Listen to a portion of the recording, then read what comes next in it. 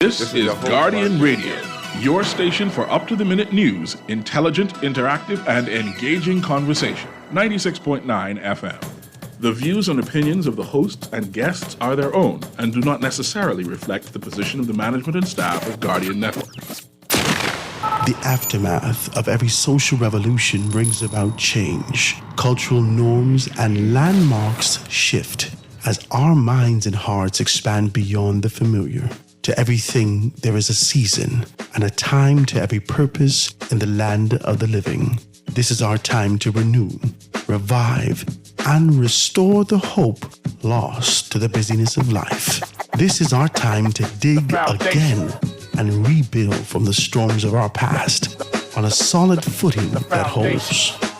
Welcome to The Foundation. The Foundation. Foundation.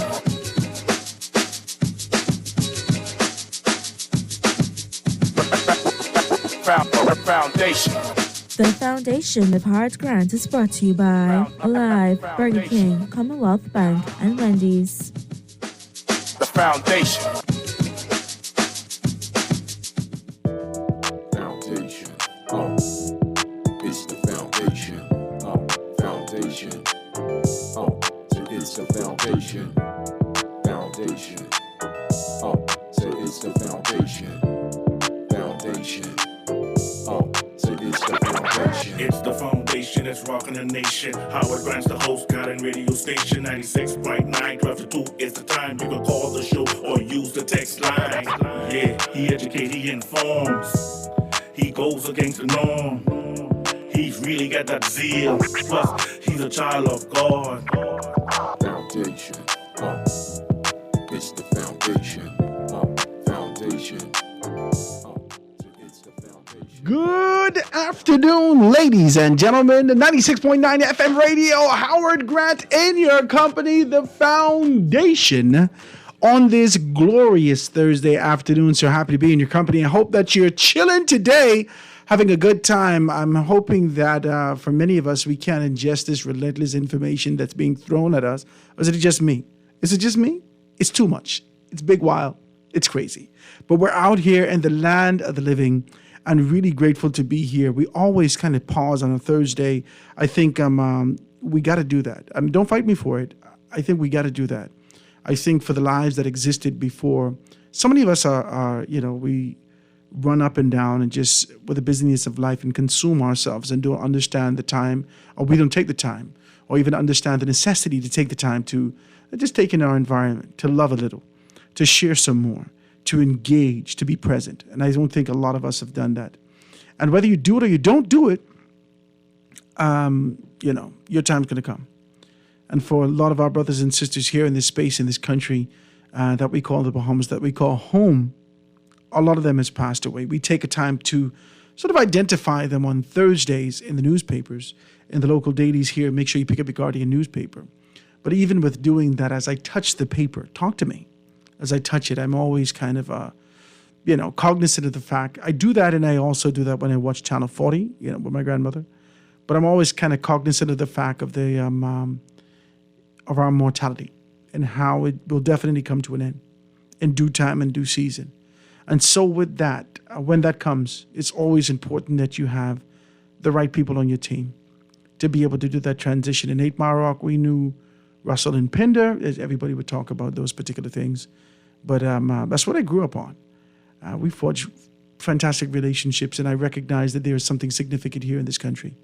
That persons who can be able to carry on a legacy, a black family who can be able to do such a wonderful job and being able to identify the life that was, whoever this person is laying before them, and treat it with a level of respect.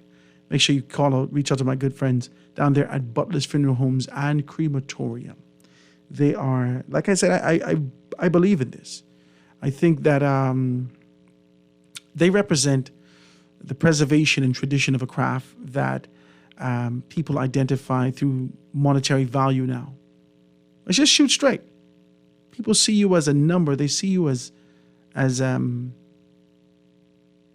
see you as an opportunity to be able to make some money, as finances, stuffing into their bank account. but there was a life here. Make sure you check out persons who can be able to preserve that. We normally have this kind of a conversation. You know, it's Small Business Thursday, ladies and gentlemen, and it's always important that we identify those persons that remain committed to being able to do that. I thank all the sponsors that continue to be able to sponsor the show. I had 2 people set up. I can't even be indecent. Listen to me. I won't be decent. I know he's listening. I won't be decent. He said, Howard, a week ago, set me up. I won't come. I got to do this. Book him. He said, his office calls. Then he called me this morning and says, oh my God, Howard, I didn't recognize. So we're going to be able to save that slot for him. But we have my guys, Chris Davis, John Canoe II. He changed his name. He's my guy.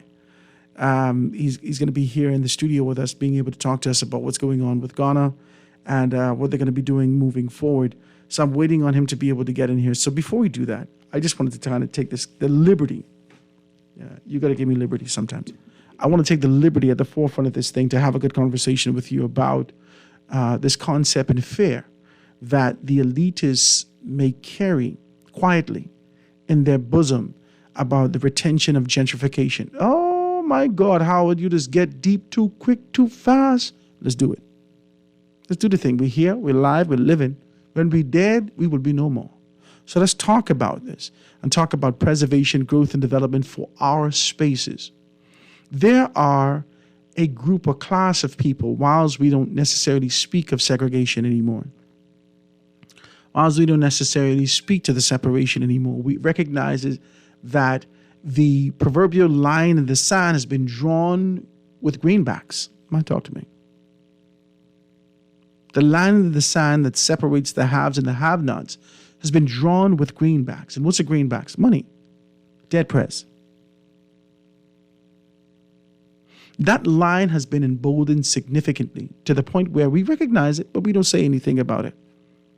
We anticipate our desire, locally, us over here, grassroots people, we anticipate a desire to participate in what we perceive to be glitz and glamour on the other side when we get some money. So we want to celebrate on the other side when we get some money.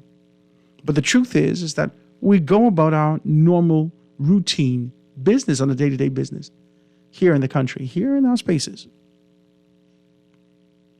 We can see that there is a shift and a fear for degentrification when there's an introduction or a possibility that an element that continued to be able to feed and provide opportunities for average working class Bahamian seeks to tip over that line that's been drawn.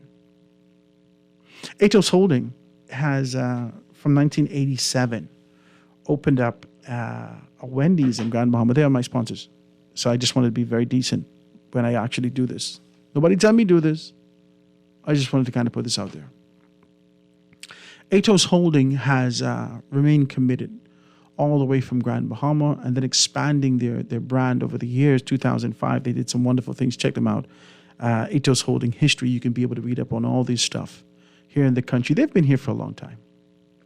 They have brought some brands. They've brought consistency. They have brought what many have failed to bring in this kind of a franchise space, which is consistency. It's very important that you have quality food and consistency over the years, right? Over the years, you're indifferent about how they shifted this and, why they did that. But for sure, there has been consistency in being able to provide a hot meal at an affordable price with satisfaction. We read in the newspaper yesterday, in the Tribune newspaper, it spoke more specifically to this separation that existed. PI Group seeks to ban Wendy's and Marco's. Now, this is the Tribune, right? But, since we're dealing with these things, let's deal with it. Atlantis had joined forces with other resorts and developers in the bid to bar Wendy's and Marco's Pizza owner from converting Paradise Island's former Scotiabank branch into the fast food restaurant destination. The Tribune Business can reveal that the mega resort has teamed with fellow Paradise Island hotels, the Ocean Club, Comfort Suites, plus Hurricane Hold's developer, in an appeal that seeks to overturn the preliminary change of use permission granted to Atos Holding, the franchise holder, from both brands by Town Hall Planning Committee. All parties were yesterday said to be waiting with bated breath for the Subdivision and Development Appeal Board to render its verdict, with Atlantis warning that permitting the former bank location to be converted into a fast food restaurant will create, and it goes on to A5. It goes on to the business section. Let's see if I can pick it up.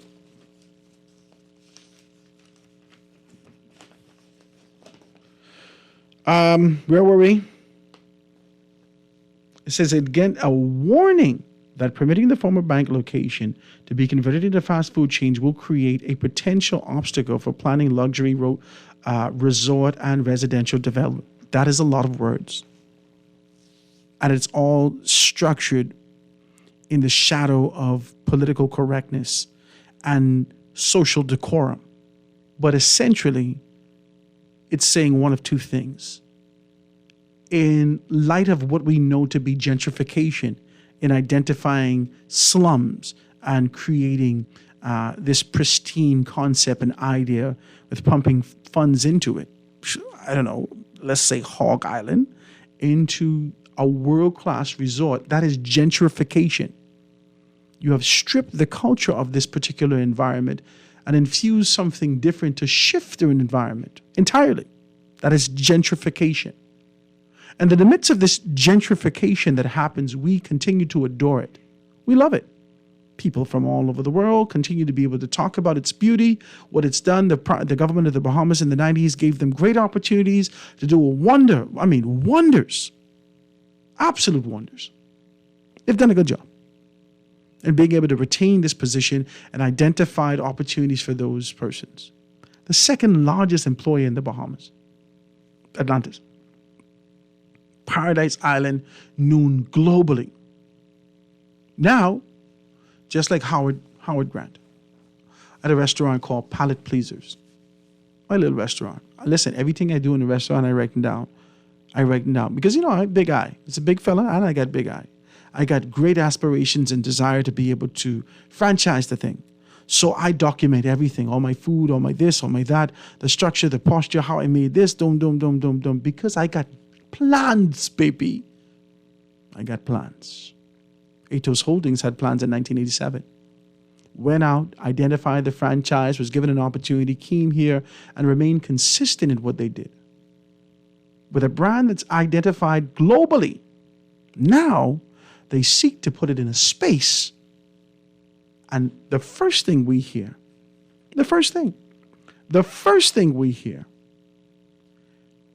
a potential obstacle for planned luxury resort and residential development, degentrification. You're bringing ghetto things over here. That's what they saying. Talk to me. Are we talking straight? You want to ghettoify the place. Let us band together, the porcelain white crew, with the desire to retain this particular thing and ensure that we can get top dollar for all that we have over here and ensure that there's others don't come. I don't know, you saw the English accent. It felt like colonialism to me. Let's be very clear. This is the second time in the space of almost 2, maybe 3 weeks that we've seen, maybe over a month, that we've seen Atlantis take significant liberty in a space that is enriched with democracy, relentlessly speaking of what our responsibilities are and how we seek to move forward. This is incorrect. And what's bigger than that is yesterday before we actually went out, I wanted to kind of read something to you. And I thought this was crazy. I want to be able to read this to you.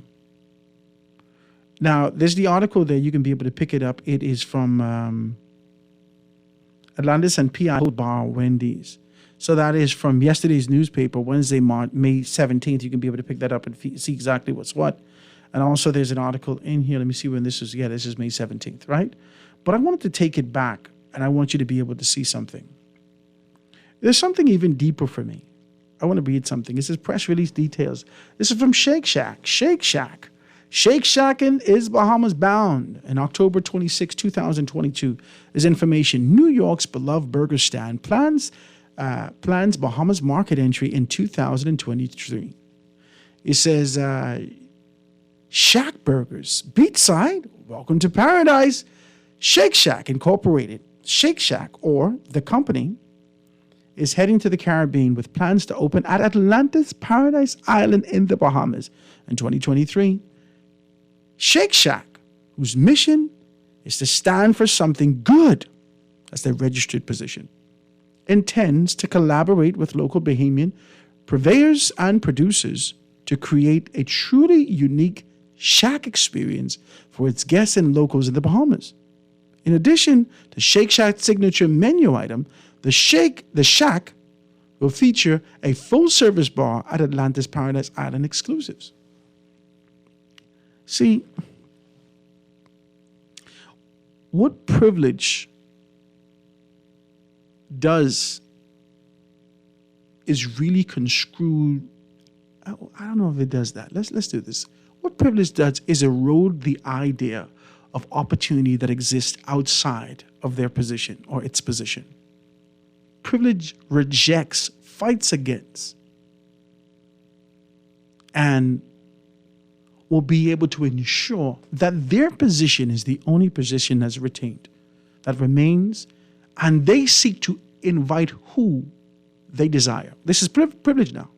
Privilege opens the door to who they desire. This is privilege. Privilege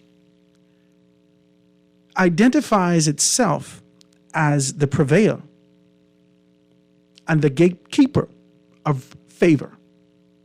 So if you seek favor and an opportunity to step into a space that's internationally recognized to expand your brand for your stakeholders and provide what is viewed as consistent, delicious meals and affordable, let's just be very clear, affordable.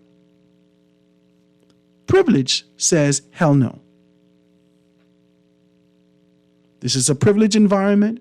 We've done enough as it relates to segregation and gentrification to ensure that we can put a number on this thing.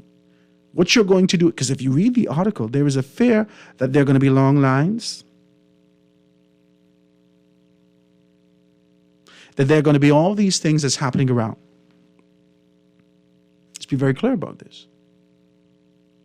I carry no water for anyone. Let's be very clear. When I see issues like this, and the only thing is that these are two conglomerates. This is an established company who has a desire to be able to move forward and make some things happen. They have the finances and the wherewithal to make this happen. But what about you and I, who has been crafting a narrative and an idea to expand and penny pinching, putting some things aside to one day hopefully get something in the airport, hopefully get something over Atlantis, hopefully get something in a space that you can be able to have persons even walk into it. We've watched this stuff enough on YouTube, man. There's this young guy walk, I think his name is Kev, I can't remember his name is. He tastes your food and 1 million people come eat your food right away. But sometimes he don't know where you is if you're on the back of Soldier Road. We seek favor. Privilege should not hold that. Privilege should not separate us from the opportunities that exist for us globally. All this is an opportunity for us to be able to expand. And that's all I want to say. That's all I want to say. Uniting like Power Rangers or Team Umizoomi against an entity that provides consistency in what they do is wrong. To me, to retain a privileged position, to retain this gentrification, to retain this kind of an idea of segregation, there cannot be a fair. And if I'm going to be absolutely honest with you, if you have designed such an environment, these people who seek an experience will not gravitate towards that. They still go into wherever you got set up. What needs to be fortified is your customer service and the experiences in the spaces that you have. There should be no fear. Whether it's McDonald's, whether it's Wendy's, whether it's Marco's Pizza, whether it's palate pleasers, there should be no fear, because the consistency based upon the finances that you have to create the experiences that mind blows, that includes the aesthetic appeal. You got the money to do that. Why fight the small man? This is bananas. Won't put the thing on the table. We can't be in 2023 having a conversation about black and white. We can't be in 2023 having a conversation, because it's no longer black and white. It's a conversation about haves and have-not. And black and brown fit in both categories.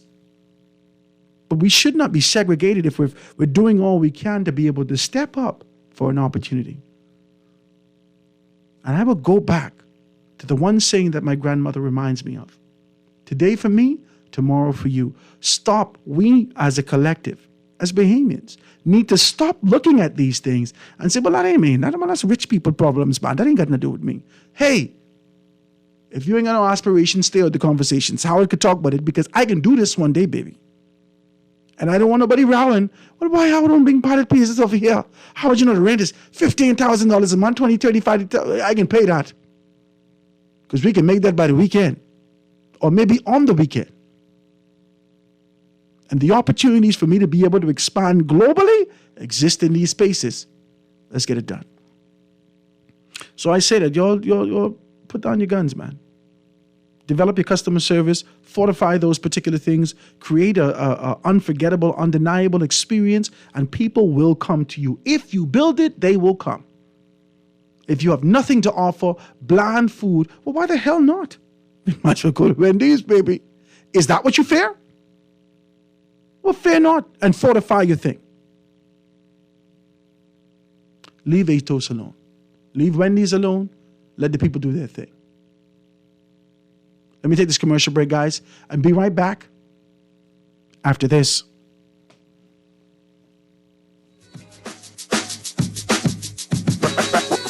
Foundation. Foundation. The Foundation. We'll be back right after this. The Foundation. The Foundation. The Foundation. The Foundation. Tired of banks forcing you to use technology to bank the way they want you to? Your convenience is important. So no matter what your banking needs, Commonwealth Bank's friendly staff are always available in branch for that personal one-on-one service. But when you choose technology, our online and mobile banking app offers you state-of-the-art functionality. The choice is yours.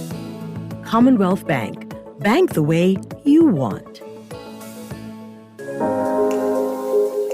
Love the show? Want to give your support? Become a sponsor today. Call 302-2300 for our rates and packages. That's 302-2300. Become a sponsor on Guardian Radio 96.9 FM. Fresh news, smart talk, all day.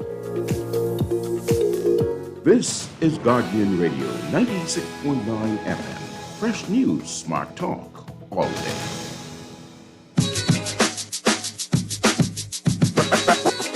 Foundation. Foundation. And we are back, ladies and gentlemen. 96.9 FM radio. Howard Grant in your company, live and in full effect. So good to be in your company. I'm still waiting on my guy. He hasn't texted me back. He said, Howard, I'm going to be there. I'm going to be there. I'm going to be there. So hopefully we can be able to get him on the 1 o'clock hour and be able to dive into that conversation with Chris Davies, John Connor II, being able to talk about exactly what they're doing as it relates to this this merger and relationship that's being forged with Ghana. Let's be very clear about these things. I want to do a little visit. And kind of check it out. Now, he invited me to go over with him some time ago, but I never. I got too much churn right now. I gotta make sure they're young churn. I can't just jump up and go. Guys, please give me a call if you want to be a part of the conversation at the very top of the show. I know this is Small Business Thursday, so I want to be able to just do this at the top of the show. That's a telephone call, Is that a telephone call? Caller, you on the line with us live. Go ahead. Go ahead, caller. Okay, no. No. All right. Give me a call, 323-6232, 325-4316, 325-4259, anywhere for the family of violence, 242-300-5720, or hit me up on the text 422-4796. This is just wild what's happening in the Bahamas. I might as well tell you the truth. I mean, I ain't got an eye in the people business. Eye in the people business, or maybe I am. I don't know. I don't know how you view this, but this is just crazy to me. This is Howard. Atlantis was opposing Albany, Bahama, the Hilton, the cruise port, RCI. Do they think they own the country? Why are they scared of competition? They are pathetic. This is information. This is a text. This is a great show as usual, Howard. Me and you was never in the plan when it came to PI. And actually, they only want us. They only want us work over in PI. Boy, I tell you, the system is set up in a way that the house always wins. Well, that's only in the casino. Says Howard Atlantis already told the government not to allow y'all black people to gamble in the casino. Now, they don't want y'all to buy a number 2 over in PI. This is incredible. I just don't understand the sort of liberty, and I don't believe it's their fault. I don't think that they have taken the liberty to step over lines that existed. I don't think any conglomerate, any business in this country has sought significantly to step over a pronounced line of business and morality in this country. I don't think any of them, I don't care which business you call that has done something socially untowards, they did not step over an emboldened line that's been drawn in the sand as to the borders of what our expectations are for their business in the country. They haven't stepped over that line. You know why? Because the lines don't exist for them. The government came in and cut the red tape, cut the lines, cut everything, and gave them a proverbial track road to expedience. And what is that track road? The track road is to be able to create a space of social turbulence, and we will expedite your desires swiftly. That's what the government did. The government of the Bahamas created that. It didn't work for Compass Point because it just didn't work. He kept pushing the envelope. It didn't work for him. Not the way that he expected it to. But I see him still open. I'm going to be shutting down if y'all don't do this now. No. When we make a pronouncement about Atlantis, it is followed by the second largest employer in the Bahamas. Every time you say that. Oh my God, Atlantis is absolutely gorgeous, isn't it? You can go over there and see the dolphins. Yes, I'm going over to Atlantis, the second largest employer in the Bahamas, this weekend. You need to stop it. This is what we do. We attach an ever-expanding bandwagon to the preamble of a name as though it's only here in the Bahamas. They expanded so much, their brand has become so significant throughout the world right here in Paradise Island that they're in Dubai now. My God, I can't even get no amen. Call on the line with us live, go ahead. Hey, good day, how you doing, Howard? Hey, good, man, what's happening? Oh, right there, man, right there. Listen, Howard, a lot of, not only already poor, they even show that they union busted because they have done it in the past and could do it anytime they please, is to lay off as many people, if not all, and get new people from day one. You know what I mean? Mm-hmm. So, and my question, I have 2 points, but my question is how they could even bring in somebody else. Like, say, if they were bringing Starbucks, but they already have and all that stuff, I'm sure they still have to put in some kind of permit from the government. But that should go through the government first. Did I read and this? And then go to them. You understand? Like, so I don't see where they have any kind of right. There's a couple of things happening here simultaneously. Mm. The first thing that is happening is that the commercial enterprise bill supersedes a great deal of these things. That persons that are coming in, if they come in for these particular things, so essentially, Atlantis don't have to do that. These people Right. could take on a position and do that themselves. However, Right. when you read this information, let's read it. Let me see if I can open it up again. When you read this information about what Shake Shack said, see here?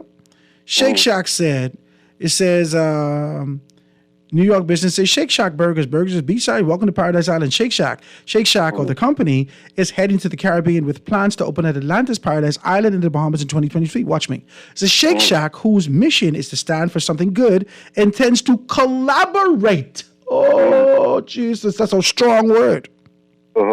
Collaborate with local Bahamian purveyors and producers to create a truly unique. That means that there is significant investment. Right. That means Shake Shack ain't 100% Shake Shack. Right. Now, remember how business works in this country. If you have these particular businesses that are coming into this space, essentially, it has to be a significant percentage that has an anchor here. So it got to be Bahamians having a piece of this action. And this may be where Atlantis them come in this particular instance. Okay. I can make another point. Go ahead.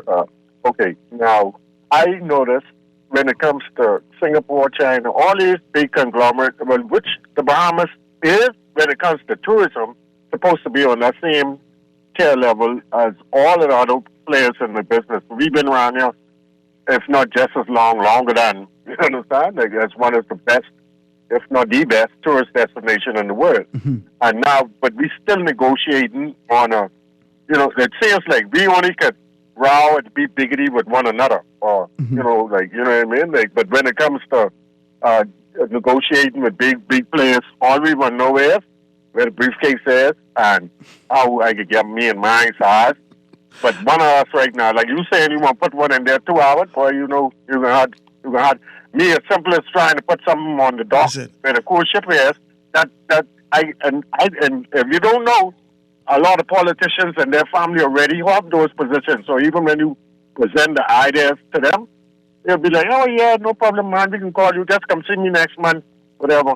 That then going down the line to whoever doing it. You understand? Like, so we already negotiating from a weak standpoint. And not only is that, they don't have no fear for I can guarantee you, me or you had a business in China or wherever, and you think you could put something on the sidewalk, you'll see them coming there, yuck down your holes, whatever, and you gone. You understand? Like, that's it. I can tell you that. We negotiate from a weak standpoint. And then, you know what, not even the negotiators for us, it's us in the back. Like, we'll allow anything, like, because we ain't worrying, but like you say, it ain't our problem. That's Wendy's thing, and no problem. But what if it's Bamboo Shack? Or what if it's somebody Howard? texting now. I read that right now. Somebody texting now about But good show, man, Howard. I wanted to elaborate some more, but I gotta let you. You're doing a good job, man. I appreciate you, my brother. Thank you so very kindly. Let me read this little text. It says, good afternoon. I have to disagree. If we are pushing fast food, that's fine. Let's see if Bamboo Shack or something of that ilk can be encouraged to step up. Wendy's and Marco's are just one more step to negating anything that Bahamian and this weird foreign homogeneity that we are culturally flirting with. It says a different topic, but Carnival is the same thing. It says, I giggle every time someone says that fete for this 1 week and not all of the rest of the year. It's embarrassing. Now, I can give you one analogy. There were some absolutely gorgeous girls, in my view, that I kind of grew up with at school. And, the guys will always have conversations about, just kind of just chatting about what our expectations were for the girls. Oh, boy, I know she can be like a bank manager. Boy, I know. This is how we spoke when we were younger. Boy, I know, because now we're thinking about the future and trying to figure out what we're going to do. So we identify who's going to be what. Maybe she's going to be in the lab somewhere. Maybe this one's going to be a banker. She always biggity, so she like to talk. So we ascribe what we believe qualities people possess. We ascribe to them a particular position socially, and we say, we know you can do this. But the truth is that they have to know this. The truth is that it doesn't matter what we know personally. We perceive, we assume, we try to project. But you have to believe within yourself and take those particular steps. This was laid out from last year. When you read the story and start to be able to talk about this, it says that Atlantis has joined forces with other resources that the Tribune can reveal that the mega resorts has teamed up with fellow Paradise Island hotels and all these particular things. It says that they seek to overturn the preliminary change of use permission granted by Atos Holdings and the franchise holder for both brands by the town planning. Town planning did this from last year. So when it was placed on the table, you saw the transition for Scotiabank over there. The space was open. If Bamboo Shack wanted to go over there, they could have made that significant step. Bamboo Shack knows where they want to go because I believe that they deal with demographic, strategic demographic. They've done something a little different for a newer demographic right across the street from Sandoz. We've seen that. We're Bamboo Shack Grill. And you know, they don't sponsor my show. I ain't getting nobody business. Hey, Bamboo Shack, give me a call, 827-0111. Let's be very clear with that. Be decent. Amen. However, I believe that they're creating a space to be able to deal with a unique demographic.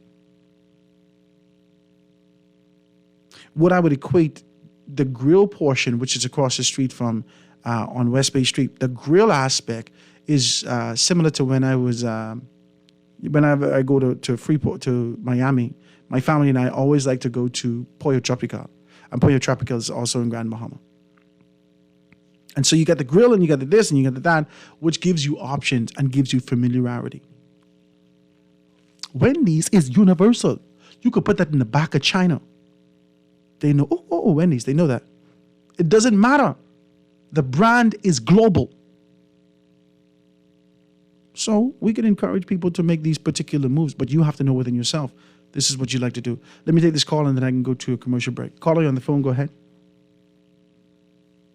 You on the phone, caller? Bless about it. Hey, what's up, my brother? I thought thank you for stepping out, you know what I mean? Yes, sir.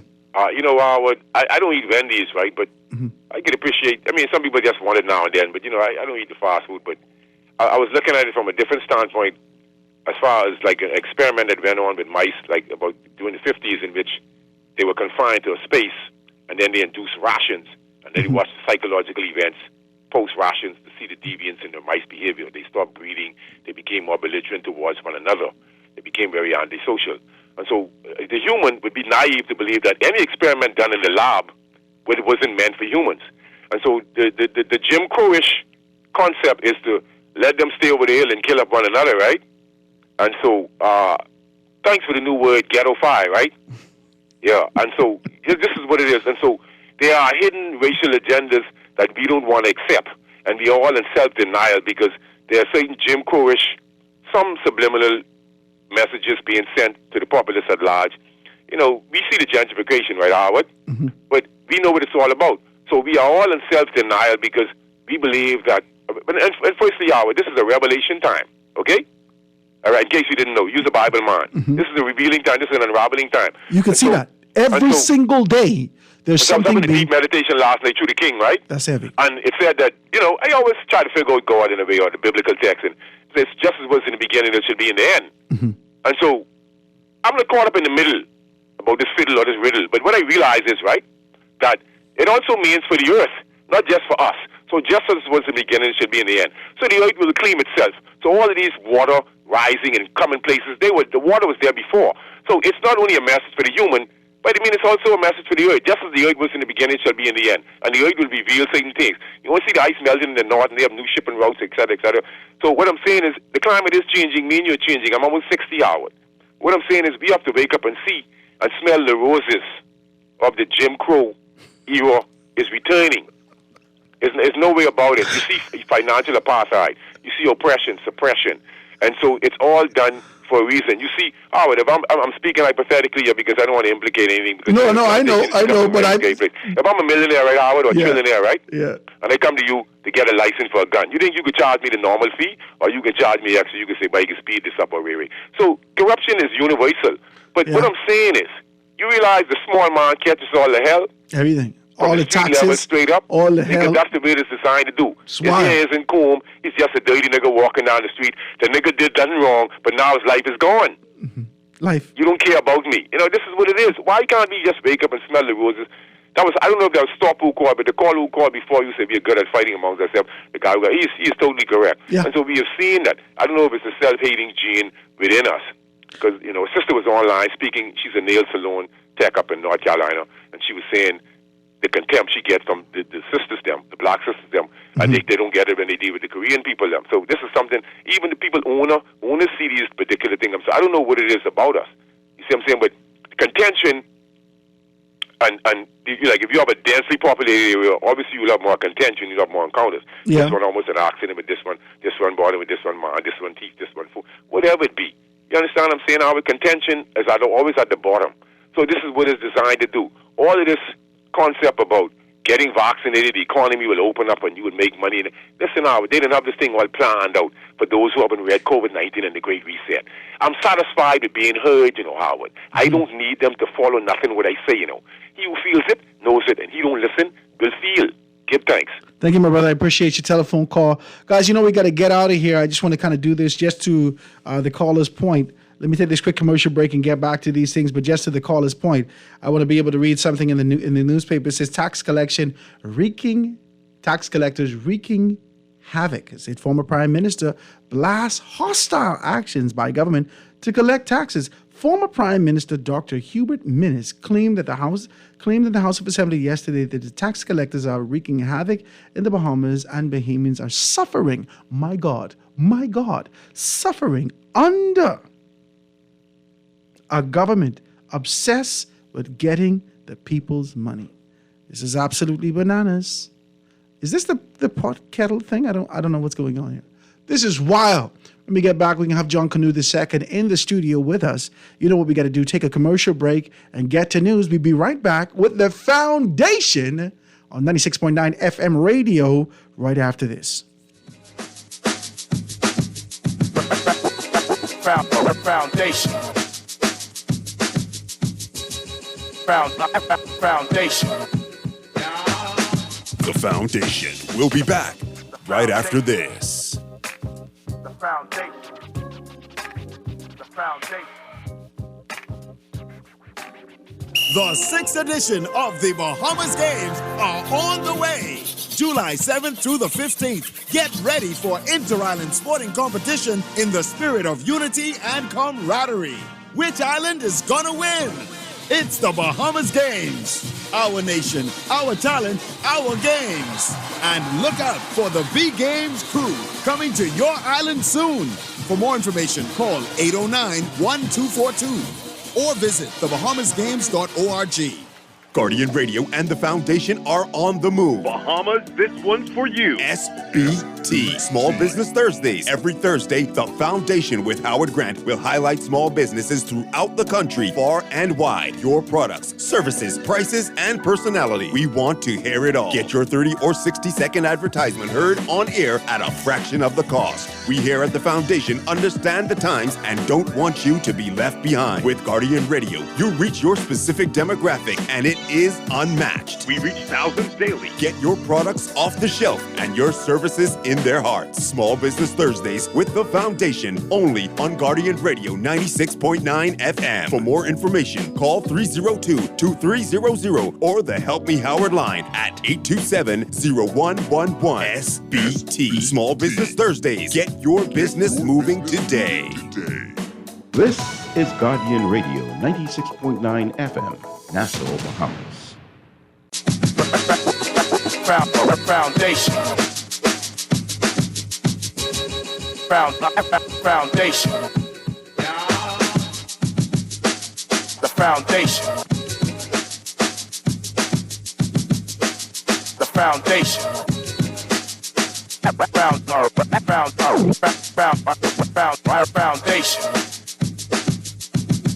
Foundation. Foundation.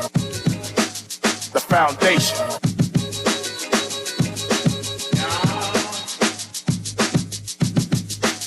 The Foundation.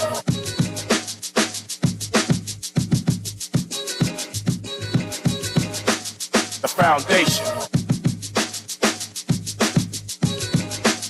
The Foundation. The Foundation.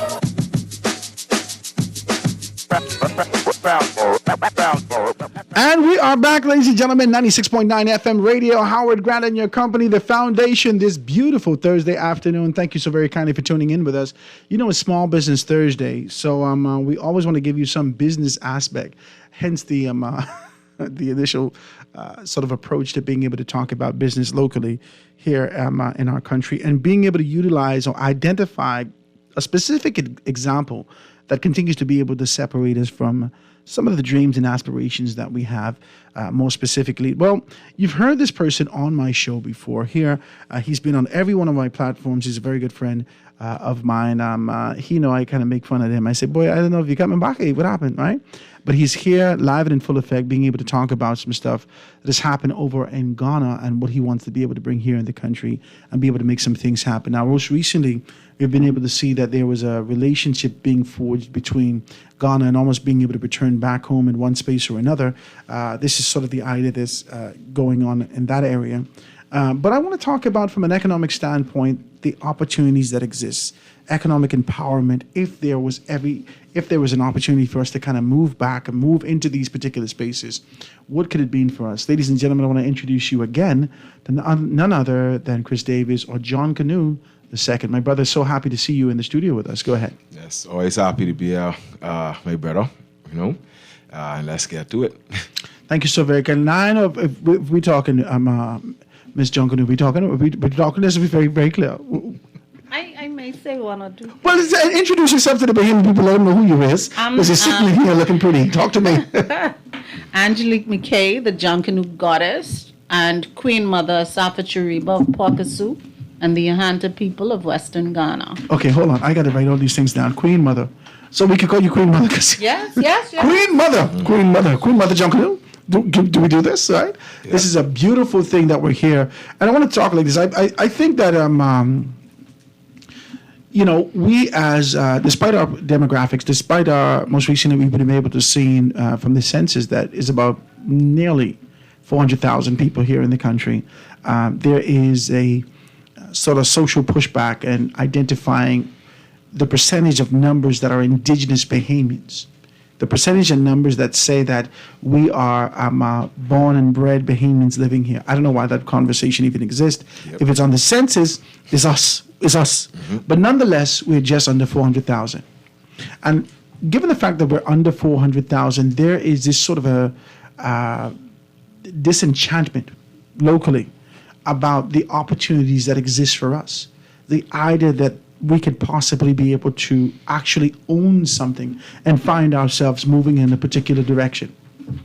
As a result of that, there has been sort of a push regionally, locally, globally, to find out if there is a space for me to be able to live this dream that I envision for myself and my family. Most recently, you've gone over the past 2-3 years, you've been going back and forth. You've written your book, Black Rinse. Guys, make sure you pick up a copy. You've done all these things. And now you're here talking about an opportunity that can be able to lead us back. And I say back, we can get into the back to Ghana. Talk to me about it. Yes, my brother. Well, I've been affiliated with the Ghana Investment Representatives.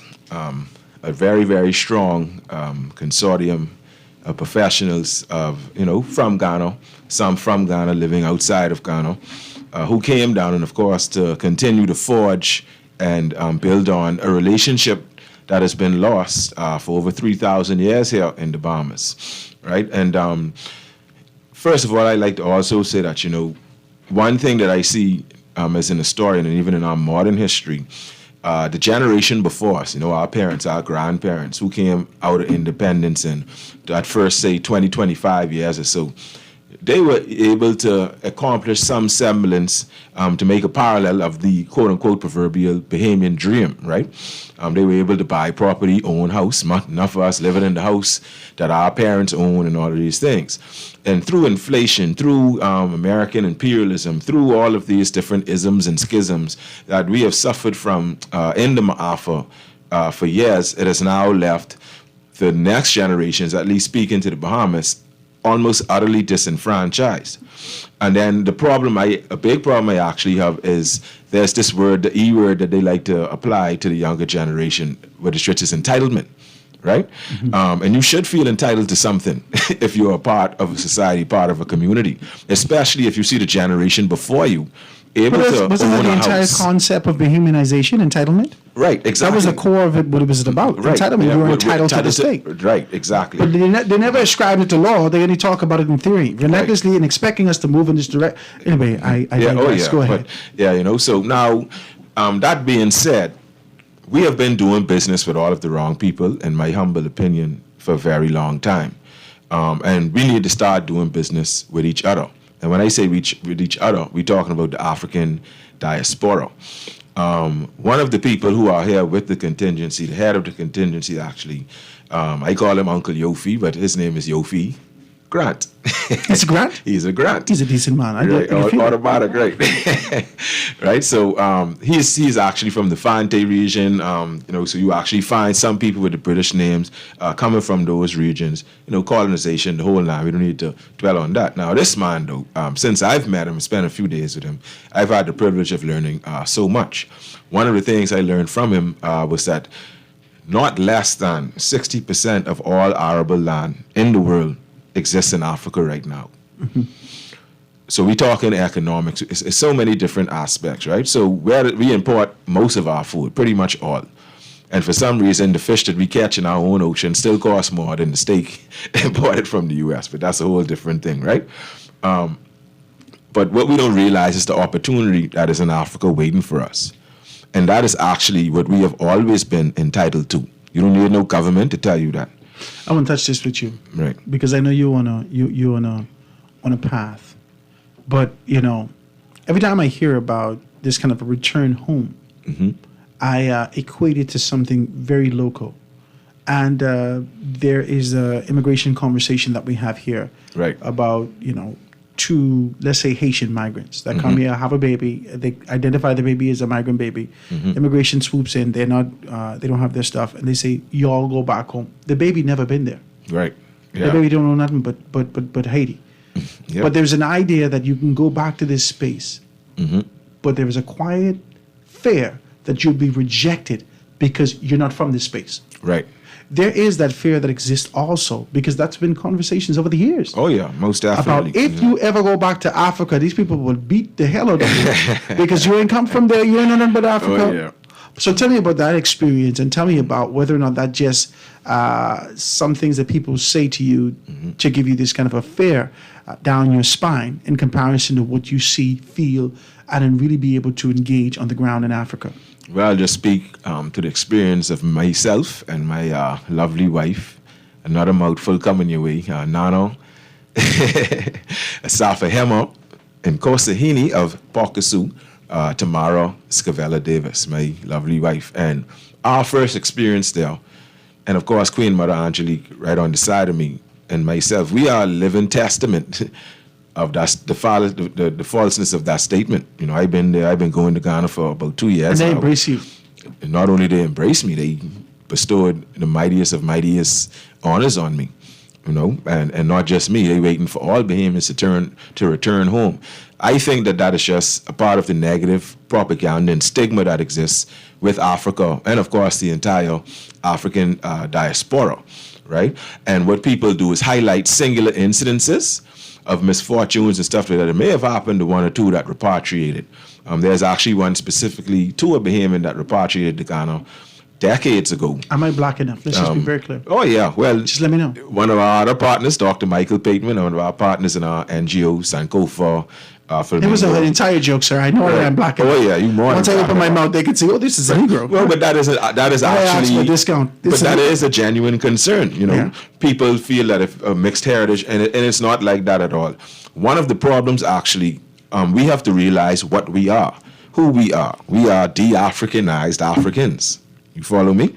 So you have to go there with a certain mindset, and this is why, in my opinion, for the majority of those cases where you see people go to Africa and it's not done well and they feel like the Africans don't like them, many of them go there with the same economic model, the same capitalist mindset, the same westernized mindset. They go there and say stupid things like, oh, well, where are all the lions? And, you know, and it's very demeaning. And so, right, you get it. That's like someone coming to the Bahamas and be like, oh, I thought all. Yeah, exactly. You get it. But I was a front office agent for years. They say, oh, so can you speak your native language? Right. So I say, well, I know you want me to say it. Right? You speak it now. No. I mean, like, say something Bahamian. Yeah, man. I said, man, don't let the T-shirts fool you.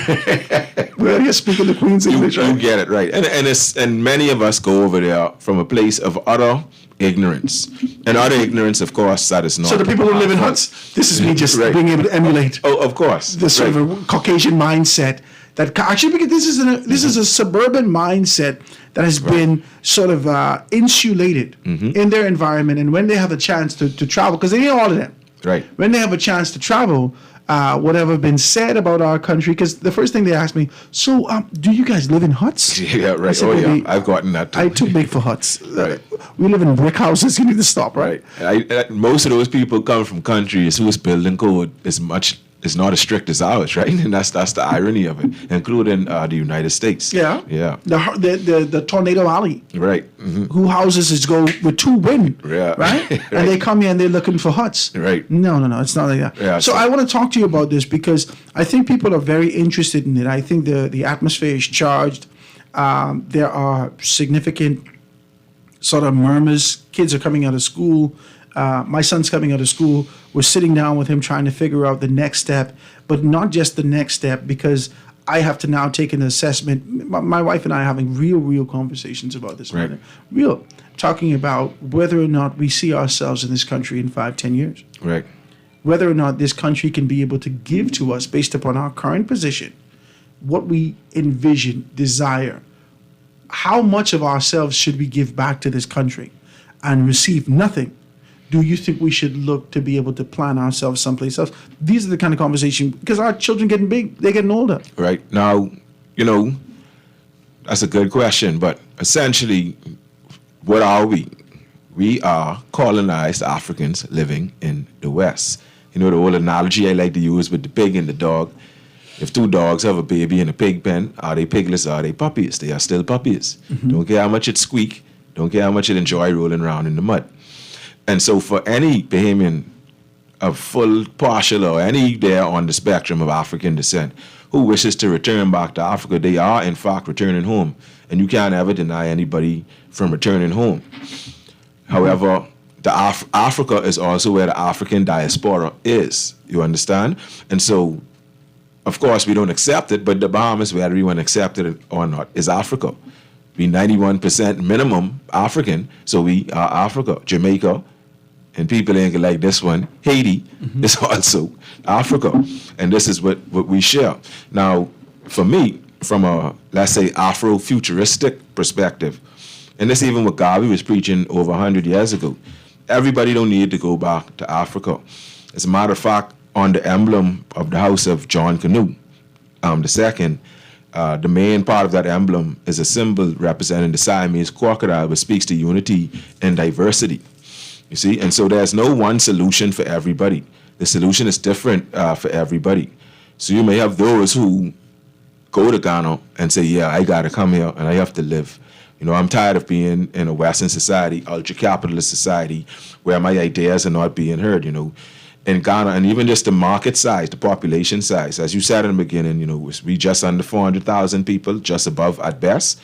And that's the size of one town, one township in Ghana. Yeah, 32. How much is the population? 46 million? How much? I think it's somewhere, around between 32 and 35 million in Ghana. The city of Accra is about 5 million. Now watch this. I won't touch this. You know I like talking like this. At the top of the show, we started to talk about gentrification, the separation between. No one pronounces segregation no more. No one say Negro no more. No one. So economically, there is this sort of a separation that exists. So they speak with the greenbacks. Now, is there a fear, because you started to talk about this idea of ultra-capitalistic concept. Right. That has been conditioned into many of us, my brother. Most definitely. Let's shoot straight. Into a great deal of us. Oh, yeah. If we decide now to go to Ghana, right, with the mindset, though the population may be concentrated, these ideas are rich. Right. The environment that we currently live in the Bahamas, in the Western world, doesn't afford black and brown to expand on the knowledge that we have. Right. But going in Ghana, that may possibly give us opportunities. Is there a fear of gentrification? Well, you know, every country and money is like this. You know, we have this thing called money, the universal legal tender. And if you don't have that, life can be very difficult. However, for those coming from a place like the Bahamas and going there, and there are several examples of people who have had major success in Africa, right? There's also the program, and the director of this program is actually here. Her name is Annabelle McKenzie. She ain't a Bahamian, she's an American, but she had the Bahamian name, if you will. She spearheads what was known as the Year of Return and what is now known as Beyond the Return.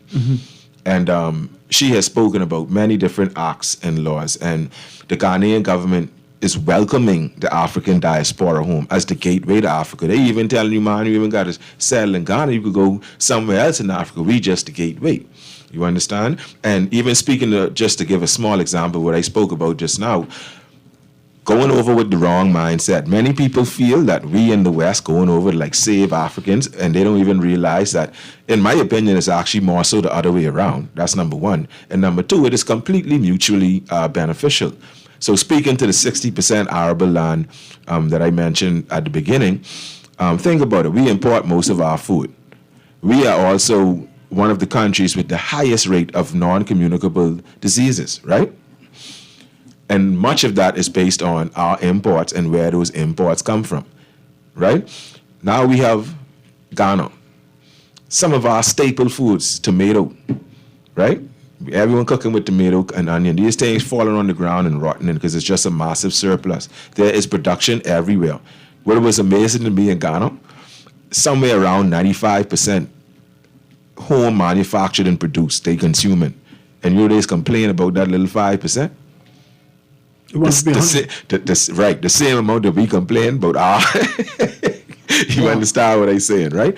And then we have all these non-communicable diseases. If we get an organic food from our brothers and sisters in Africa, at a better cause, you know, there have been very fruitful discussions and opening this door even wider. You know, removing of visas. These were some of the things that were discussed in the summit. I want to touch up with you. Right. I want to touch up with you before we go and expound upon what has been touched in the summit. I want to touch this sort of an idea. The first thing that popped up in my mind is the ease of doing business and the ease of accessibility and being able to conform or to become a part, amalgamate to this environment. Right. Locally, we've seen the Commercial Enterprise Bill a few years back create a space to be able to expand on Anglophilia. But where you get that word, man? You threw it on the table the other day. I had to pull it back. I didn't deal with it. You understand what I'm saying? I commandeered your words. You understand what I'm saying? Hey, okay, watch you me. could do that all day. You straight. You could do that all day. Watch me, right? The Commercial Enterprise Bill has kind of created a space to be able to expand on this idea of Anglophilia and always being able to create an opportunity for those from an economic standpoint to come in and really be able to sink their teeth into economy that we locally don't have a part of. So I need to know from you, has Ghana, through legislation, through these particular concepts and ideas to be able to bring people home, have they created some expedient process to ensure that persons can be able to come in without hiccups and so forth and so on? Talk to me about it. Oh, yeah, most definitely. They are leading the way in that. Barbados, St. Vincent, they all them done beat us to the punch, as a matter of fact. They've removed visas, and they're also talking about direct flights to the Caribbean. There was one from Jamaica to Accra at one point, and then it kind of went away. But with the Bahamas and our location, of course, you know, and being this kind of gateway, not just to the Caribbean, but even to the Americas, if you could argue, right?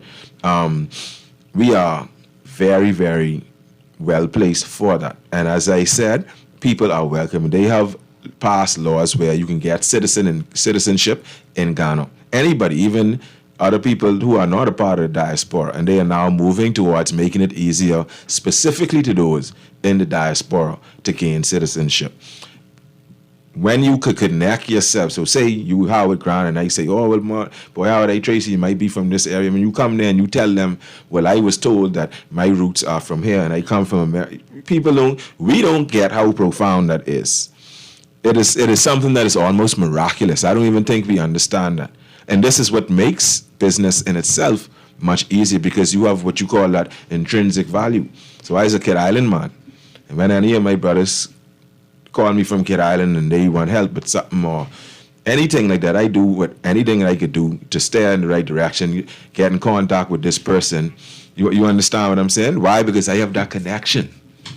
I have that connection there. See, I like how you speak. You speak, you carry this relentless, perpetual idea of optimism with you, right? You expect there to be able to engage positivity in this environment. But I grew up with Negroes all my life, my brother.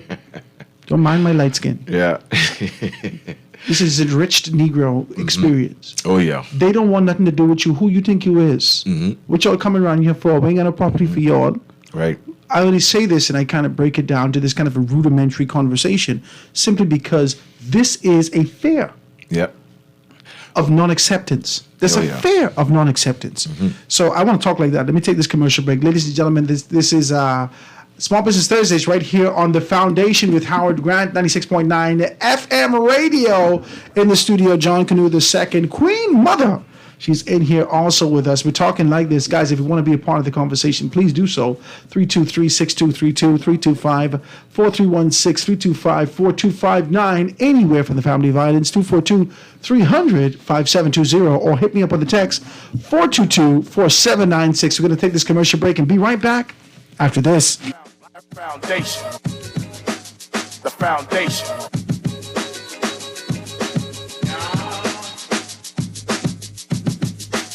The foundation. The Foundation. We'll be back right after this. The foundation. The foundation. The foundation. The foundation.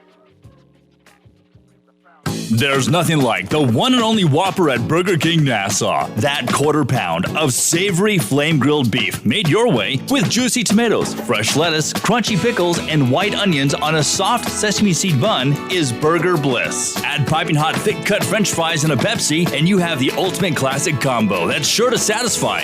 Don't just get a burger, get the classic Whopper combo, available all day, every day at Burger King Nassau, where taste is king. Tired of paying too many bills and loan payments each month? Shrink your monthly debt payments down to one easy payment with our debt consolidation loan. It also has a built-in savings that pays you 5% interest. Inquire about our debt consolidation loans today. Call 356-7764.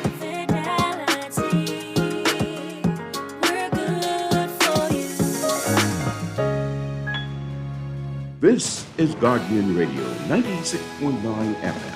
Fresh news, smart talk, all day.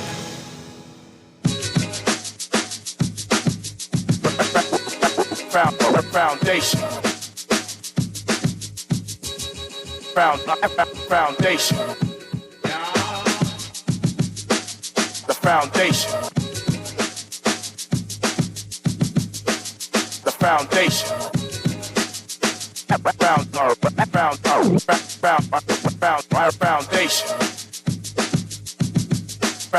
Foundation. And we are back, ladies and gentlemen, live and in full effect, 96.9 FM radio. Howard Grant in your company. The Foundation Small Business Thursday, being able to chop it down, having good conversation with John Canoe II. You know Miss Chris Davis here locally, but he's been able to expand his wings more significantly overseas and being able to do a great deal of things. And also we got Queen Mother in the house being able to do some stuff. You know her as the John Canoe Queen. Goddess. Goddess. Okay, praise God. The John Canoe Goddess. Rewind and come again. Rewind and come again, right? Guys, we're here and we're live and we're full effect, and I wanted to talk about some things. I like this conversation, I really do. And I always like to get in people's business because I have great desires to be able to expand beyond the small rock that I've been birthed on. I want to be able to go and I want to learn. I want to be able to see the world. And I want to be able to know and anticipate the steps that I have to take to get to sort of the comfort that I want. I want to know more about Ghana. We're talking Ghana today, ladies and gentlemen, and I want to get into the nitty-gritty, the meat and potatoes. Let's talk about import and export. The reason I want to talk about this, and Queen Mother, you started to talk about this idea about the experiences and whether or not you're going to be rejected when persons come there. So I know you want to give me that. But I want you to give me that story first, and then we can get into the import-export. Talk to me about it. Well, as a matter of feeling rejected, people on this side of the world are still trying to spin a different story from what is reality. Persons are still trying to keep us divided. I was embraced from day one when I landed in Ghana, even more so when I moved into the area of Ahanta. Mm-hmm. So there was not one day when I did not even feel as if I was home. When I travel anywhere around the world, there's a set time clock that goes off in my head that says, okay, time to go back home to the Bahamas. That clock never went off whilst I was in Ghana. It never went off because I literally felt at home. And I would not have felt at home if I was not completely embraced by the people there. You slept good? Every night. Relax. They actually had to wake me up food, some days. Decent. You know, the foods are similar. Mm-hmm. The environment is similar because it's coastal. Good seasoning and everything. Yeah, but man, they got pepper. Everything Heavy pepper. that we have here, you know, you would hear that we were stripped of everything. Stew fish? It's light soup. Light soup. I didn't have any grits. I don't care what they call it. It's stew fish. It's very much like nice stew fish. Yeah. Actually, stew fish is light soup if you think about it. Because it comes from Africa, we bring it over here. So what about I see people eating the fufu, and I never taste the fufu yet. You know, they do that now. They do the jollof rice. What they do? Jollof rice. Yeah. So that's just like how we prepare our peas and rice, crab and rice, conch and rice, whatever and rice. It's the same kind of seasoning and frying the herbs down and using the okra for different things, the tomato, the onion, everything. We brought everything with us when they stole us. And if you like spicy food, because you know we have like this culture here, you know, the real man could take real pepper and well, I ain't a real man because that it is going nice and decent, but later on, when that got to come out, it's a dangerous situation. I ain't into that. But it's really beautiful. Like eating lunch with members of the delegation.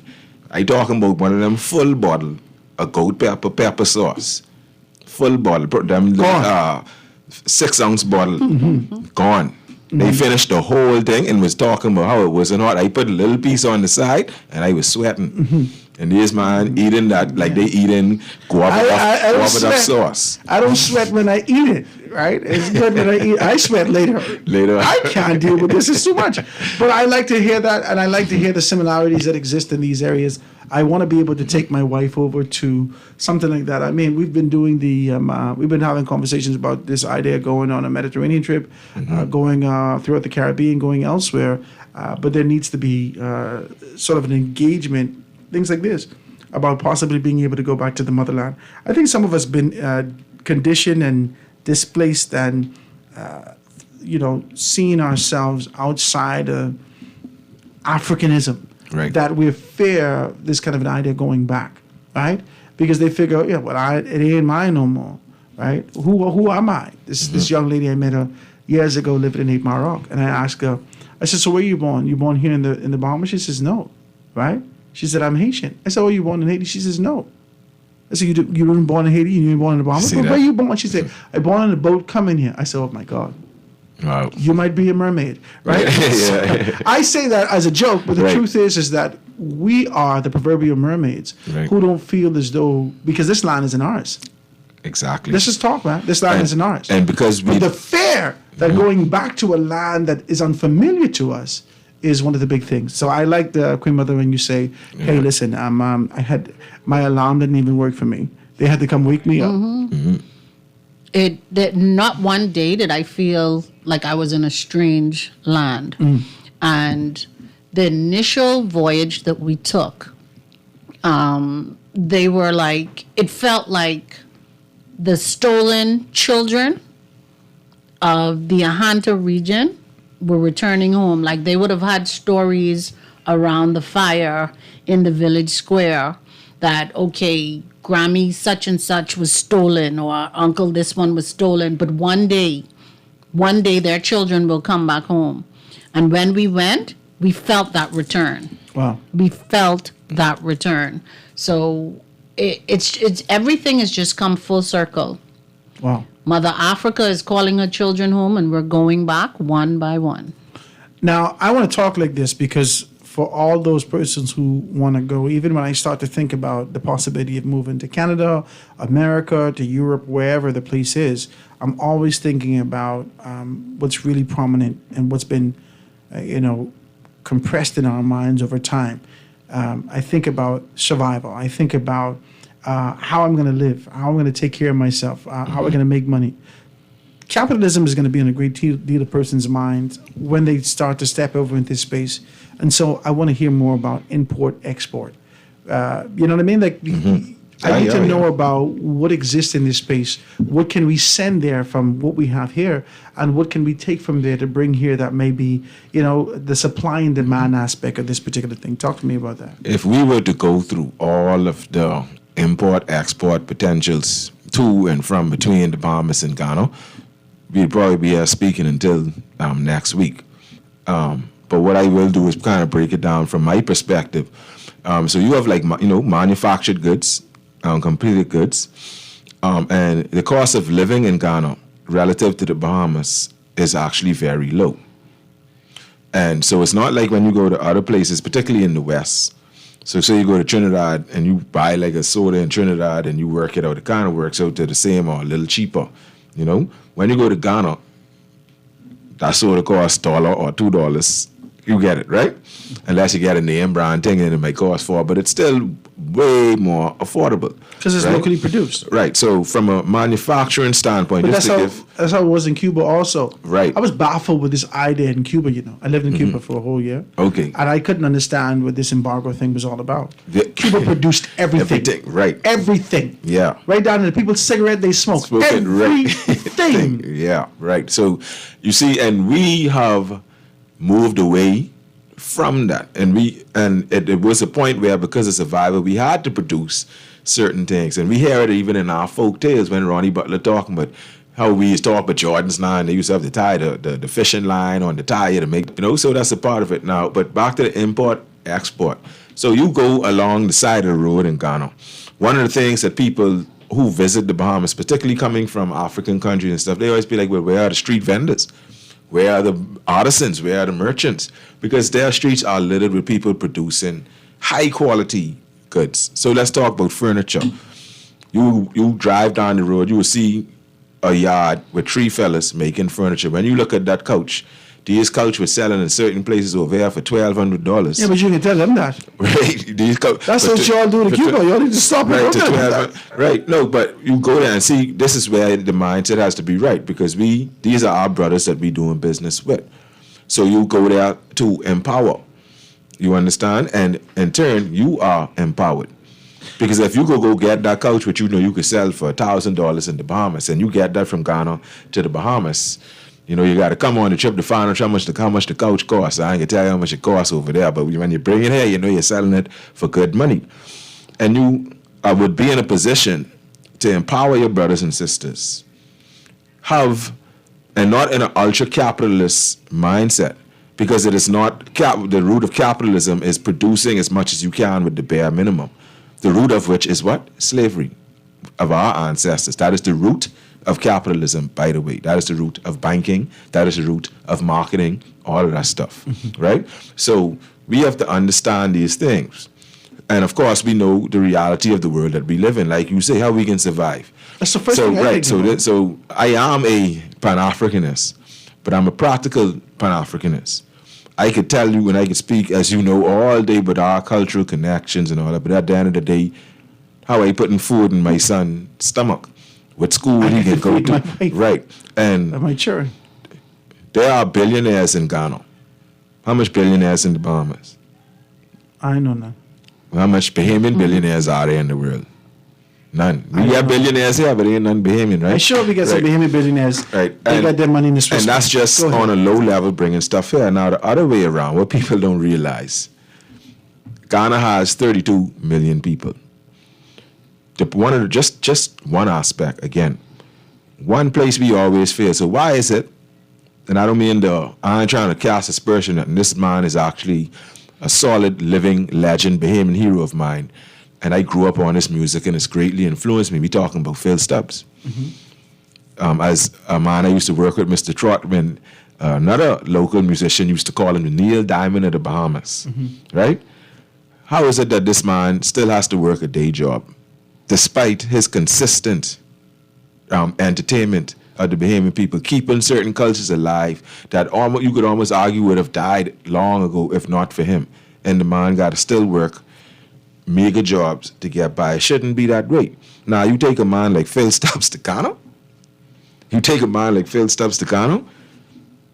I can't even explain it, you know. One of the people here, he's actually from Grand Bam. You might know him. Oswald White goes as Ras Copper. You know, he came to Ghana with us on one of the trips. He did a music video, you know, and it was just great exposure for him. The love that he received, you know, they just have a different cultural outlook. And when you go to Ghana, exporting our culture to Ghana is what will help our artists, what will help our artisans, which will help our musicians. You see? So the export could be culture. Export could be culture. Wow. And it don't just even have to be that. Now, there's something that they are trying to do that we do very, very well. That is tourism. You understand? Wow. Training, cultural exchanges, student exchanges. They are even, just to jump the gun a little bit, you will even see them coming to help us out with our healthcare. I'm not the one privy to expose that too much, but we can have nurses exchanges going on. These things already in motion. We going to our sisters and our brothers to help alleviate our problems. I like this shit. You understand what I'm saying? One of the things, Howard, you could probably reiterate as time goes on for the remainder of the show, but questions that they would have for the ease of doing business. The Ghana Investment Promotion Center, they can add that on Facebook, right. Because the CEO is who is actually here. And the summit yesterday was to answer questions that the general population who is interested in investing in Ghana could come out and ask questions. So you can easily ask questions on that Facebook page. So that was you it could Ghana Investment Promotion? Ghana Investment Promotion Center. Mm-hmm. And they would be expecting questions from the Bahamas at this point, saying that this was the first leg of their road tour throughout the Caribbean. And you see with this opening up, right? So what were you speaking about? You were speaking about something that plagues us all. The mass disenfranchisement of black Bahamian people. Mm-hmm. Yes, the black ones, the white ones in is disenfranchises us. Let's just be honest, okay? The mass disenfranchisement of black Bahamians. With the proper relationships that are being built, you could stay in your proverbial home right here and empower yourself with your brothers all the way across the pond, because that's where we come from too. And even though we didn't touch on it much, for those that did not know, this is where Junkanoo comes from.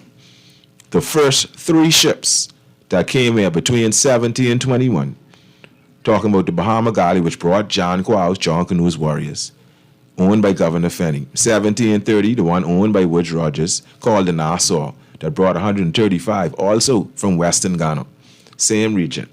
More hunters coming here, talking about Junkanoo beating goatskin drum and ringing cowbell.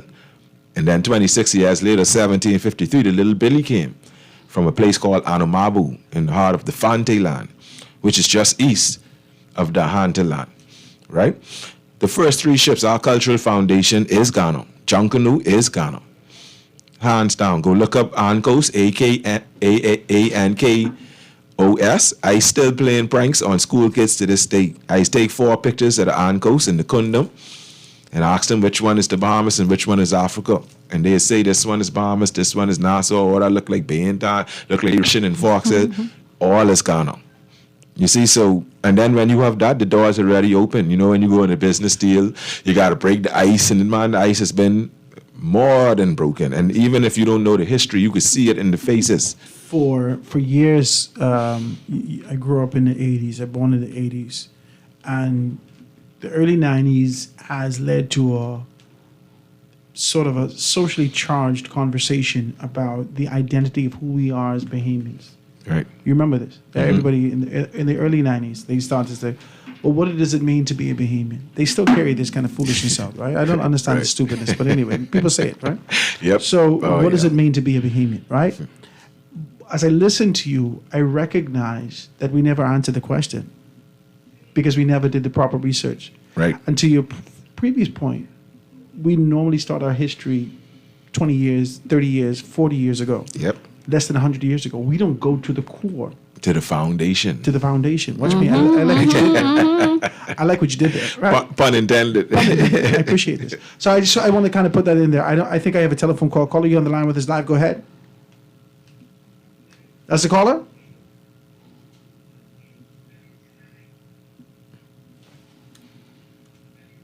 No.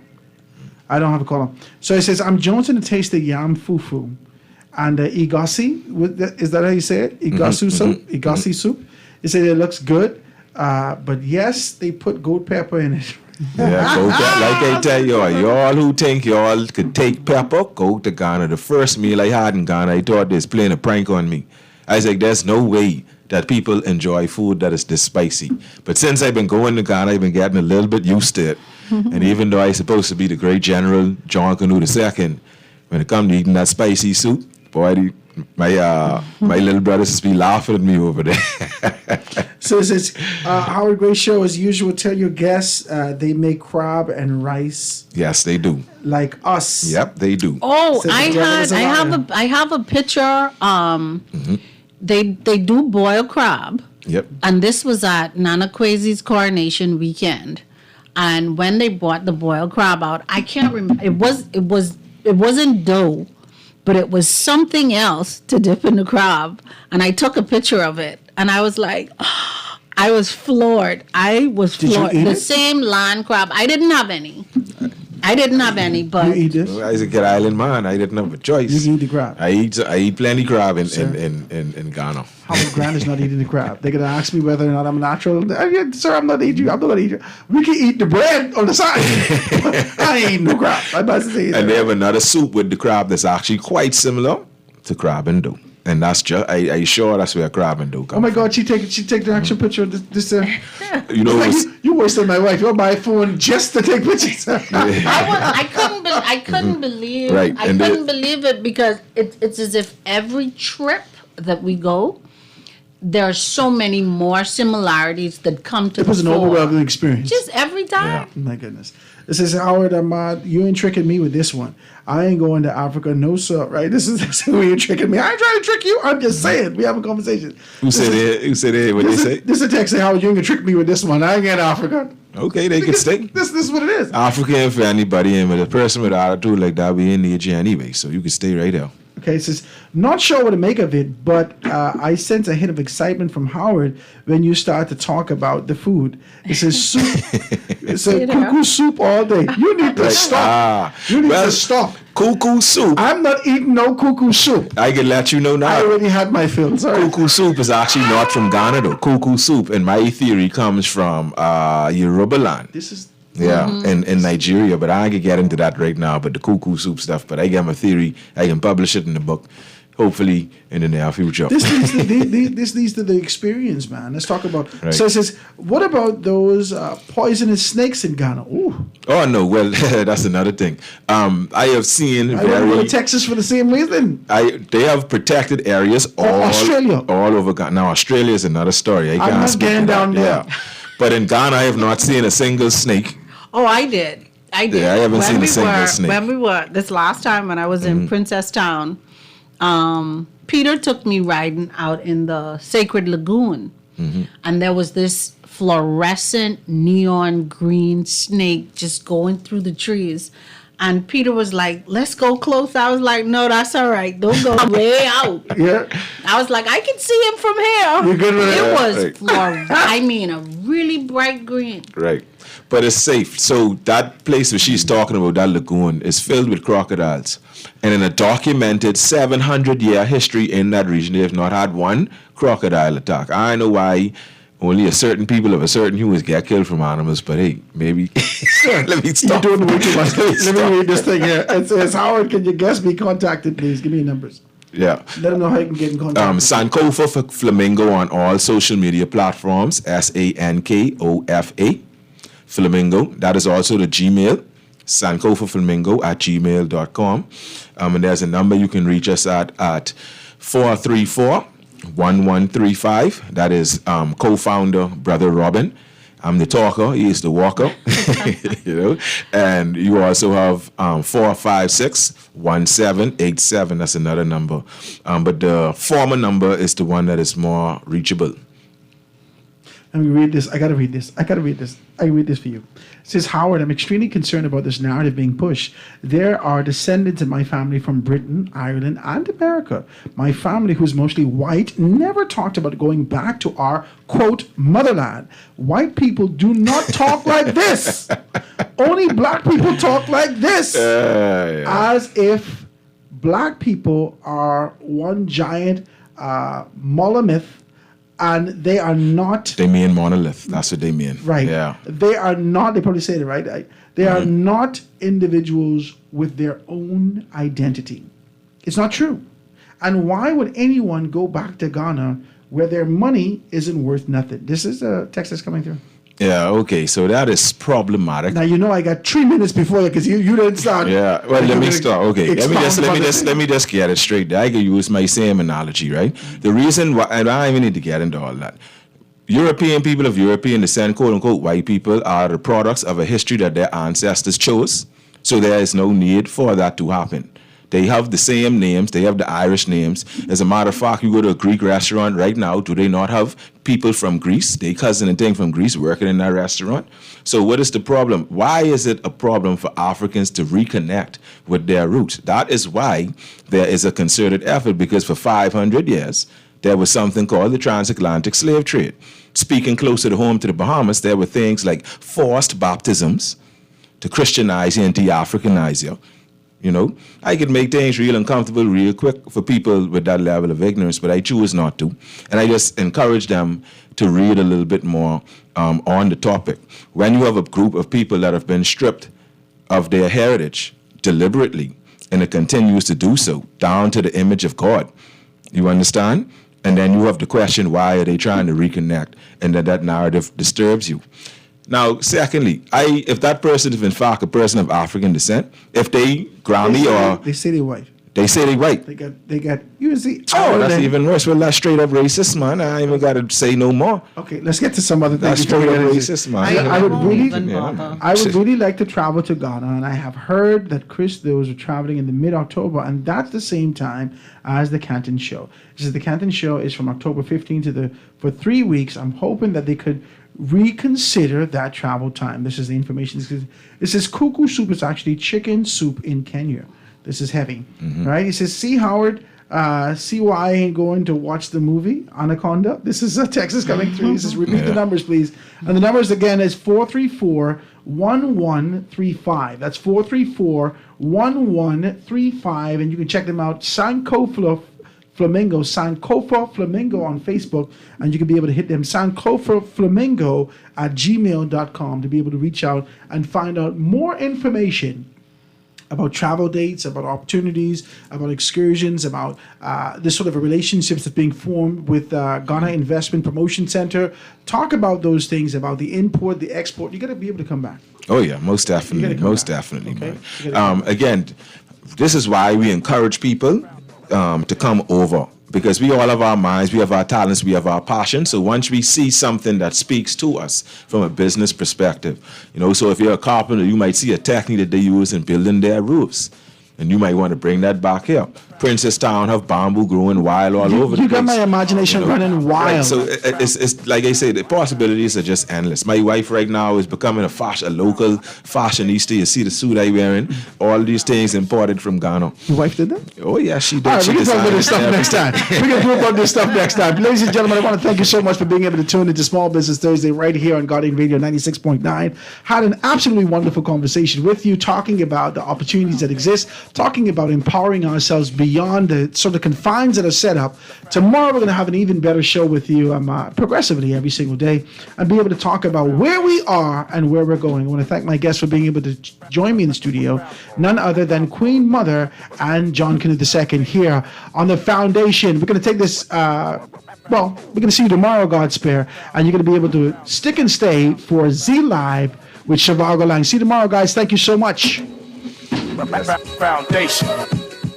Introducing Wendy's new Chimichurri Cheeseburger. Chimichurri. That's how you pronounce it. Let it roll off your tongue. Then get ready for some ridiculously good flavor. Fresh, herby, garlicky, green, chimichurri. It'll feel like a relaxing backyard get-together with friends on a Sunday. Put in a burger. Come meet Wendy's new Chimichurri Cheeseburger with our new Dave's Craft Lemonade. Wendy's, different inside and out.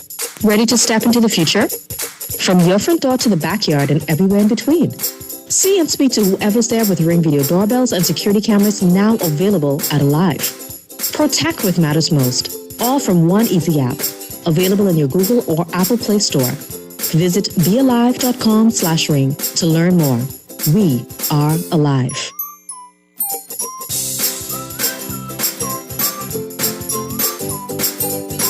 This is Guardian Radio 96.9 FM, Nassau, Bahamas.